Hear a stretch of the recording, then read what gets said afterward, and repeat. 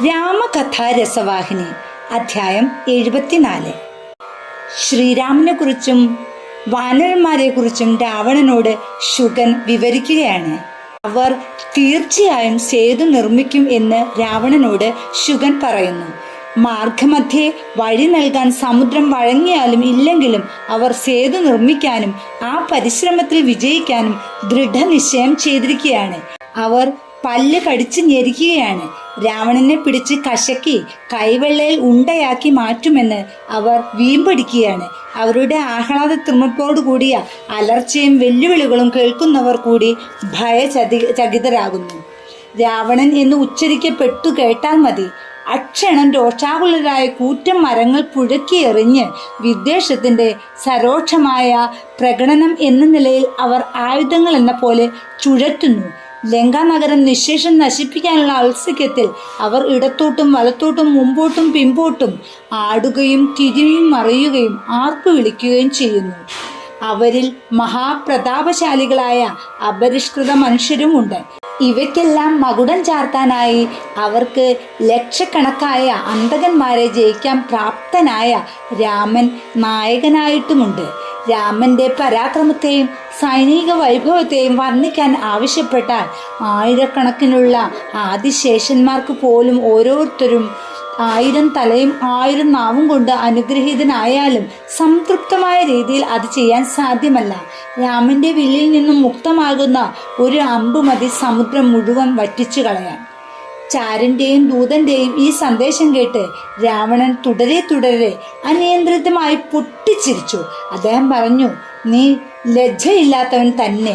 വാനരന്മാരുടെ വീമ്പിളകൾ കേട്ടും ആ മഹാഭീരുവായ വിഭീഷണന്റെ വാക്കുകൾ കേട്ടും നീ രാമനെ ഇത്രയും ഉയർത്തി സ്തുതിക്കുകയാണ്.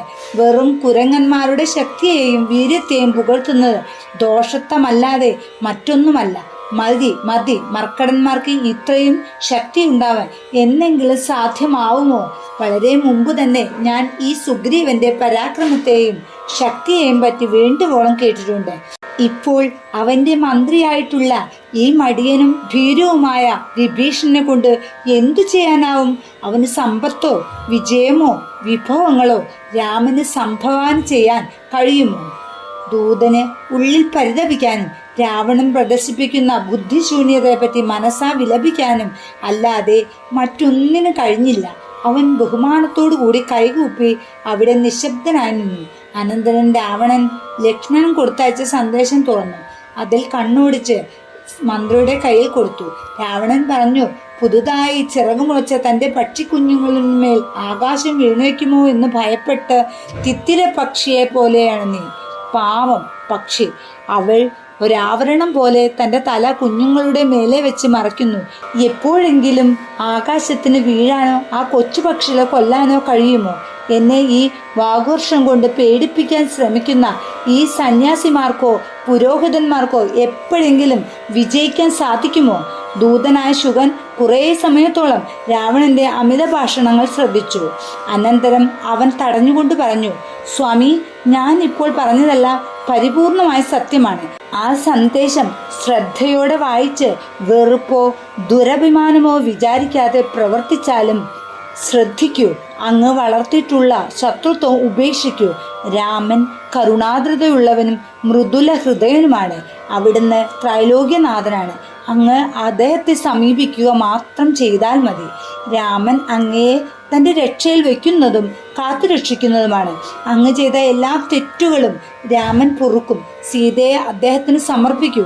എൻ്റെ പ്രാർത്ഥന ശ്രദ്ധിച്ചാലും രാവണൻ നാശത്തിൽ നിന്ന് രക്ഷപ്പെടുത്തുക എന്ന് കരുതി ദൂതൻ ദീനം അഭ്യർത്ഥിച്ചു. ദൂതൻ തൻ്റെ അഭ്യർത്ഥനകൾ വളരെ ശക്തിയോടെ അറിയിച്ചിട്ട് കൊണ്ടിരുന്നപ്പോൾ രാവണന്റെ കണ്ണുകൾ രോഷം കൊണ്ടും ലജ്ജ കൊണ്ടും ചുവന്നു. അദ്ദേഹം അലറി, എന്ത്? നീ എന്നെ കുറ്റവാളിയായി കണക്കാക്കുകയാണോ? വിഡ്ഢി! ഞാൻ നിന്നെ അയച്ചത് കാട്ടുവാസികളായ ആ കുട്ടികളുടെ കാൽക്കൽ അഭയം പ്രാപിക്കാനാണോ? ധിക്കാരവും അധിക പ്രസംഗവും ഇത്രത്തോളം പോകാമോ? സിംഹാസനത്തിൽ നിന്ന് എഴുന്നേറ്റ് രാവണൻ അവനെ സഭാതലത്തിൽ നിന്നും ചവിട്ടി പുറത്താക്കി. ശുകൻ ഓടിച്ചെന്ന് രാമന്റെ പാളയത്തിൽ അഭയം പ്രാപിച്ചു. വാനരന്മാർ അവനെ തങ്ങളുടെ ഇടയിൽ കണ്ടപ്പോൾ പ്രതികാരം ചെയ്യാൻ ഇച്ഛിച്ചു. എന്നിരുന്നാൽ അവർ ഒന്നും ചെയ്യാതെ സ്വയം നിയന്ത്രിച്ച് രാമന്റെ കൽപ്പനകൾ കാത്തിരുന്നു. സുഗ്രീവൻ ശുഗനെ രാമസന്നിധിയിലേക്ക് കൂട്ടിക്കൊണ്ടുപോയി. ശുഗൻ രാമന്റെ മുമ്പാകെ നമസ്കരിച്ചു. തന്റെ കഥയും വിധിയും വിസ്തരിച്ച് പറഞ്ഞു. വിഭീഷണനെ സ്വീകരിച്ചതുപോലെ തന്നെയും സ്വീകരിക്കണമെന്ന് അപേക്ഷിച്ചു. കരുണാദ്രതയുടെ മൂർത്തിമദ്ഭാവമായ രാമൻ വാനരന്മാരുടെ നേതാക്കന്മാരെ തൻ്റെ സന്നിധിയിൽ വിളിച്ചു വരുത്തി തങ്ങളുടെ പുതിയ സഹോദരനായ ശുഗനെ സ്വാഗതം ചെയ്യാൻ അവരോട് നിർദ്ദേശിച്ചു. ശുഗനും തൻ്റെ ജീവിത ലക്ഷ്യം സാധിച്ചുവെന്ന് കൃതജ്ഞതയോടെ സ്മരിച്ചു.